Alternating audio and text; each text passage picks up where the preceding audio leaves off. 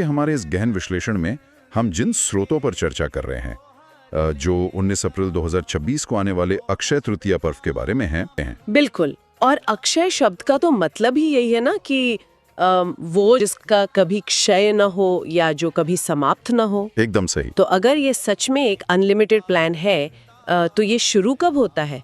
मतलब हमारे स्रोत इस दिन को अबूझ मुहूर्त कहते हैं। हाँ, अबूझ मुहूर्त। तो क्या ये सचमुच बिना पंचांग देखे किसी भी नए काम को शुरू करने का एक ब्रह्मांडीय वीआईपी पास या यूनिवर्सल ग्रीन लाइट है? इसके पीछे एक बहुत ही स्पष्ट खगोलीय विज्ञान है। मतलब ये सिर्फ इसलिए नहीं है कि दिन अच्छा मान लिया गया। अच्छा, तो फिर क्या है इसके पीछे का विज्ञान? ज्योतिषीय गणनाएं बताती हैं कि पूरे साल में केवल इसी दिन सूर्य और चंद्रमा दोनों एक साथ अपनी उच्च राशि में होते हैं। यानी अपनी सबसे चमकदार और प्रभावशाली स्थिति में। बिल्कुल सही कहा आपने।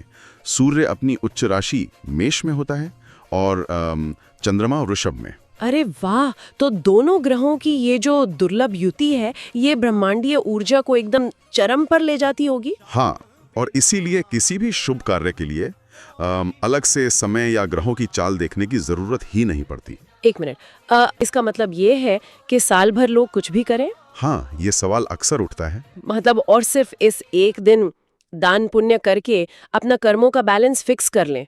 मतलब इस दिन की ऊर्जा सिर्फ उसी चीज को कई गुना बढ़ाती है जो एकदम शुद्ध नियत के साथ की जाती है। अच्छा, मतलब अगर भावना में खोट है या काम सिर्फ स्वार्थ के लिए किया गया है, तो कोई खगोलीय स्थिति उसे पुण्य में नहीं बदल सकती। ये सिर्फ नया काम शुरू करने के बारे में नहीं है, बल्कि स्वार्थ रहित कर्मों का प्रभाव हमेशा के लिए दर्ज हो जाने के बारे में है। ये काफी दिलचस्प है। इसी एम्पलीफायर वाले प्रभाव को समझने के लिए जब मैंने ऐतिहासिक घटनाओं की लिस्ट देखी, और उसमें कई अहम बातें सामने आई होंगी। बिल्कुल। मतलब इसी दिन भगवान विष्णु के छठे अवतार महर्षि परशुराम का जन्म हुआ था। हाँ, और सूची यहीं खत्म नहीं होती है।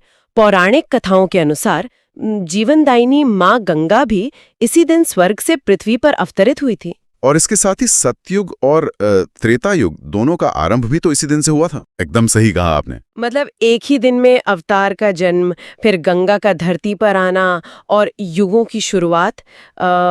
ये तो जैसे ब्रह्मांड की अल्टीमेट एनिवर्सरी हो गई। हाँ, और इसमें एक और बड़ी घटना जुड़ती है।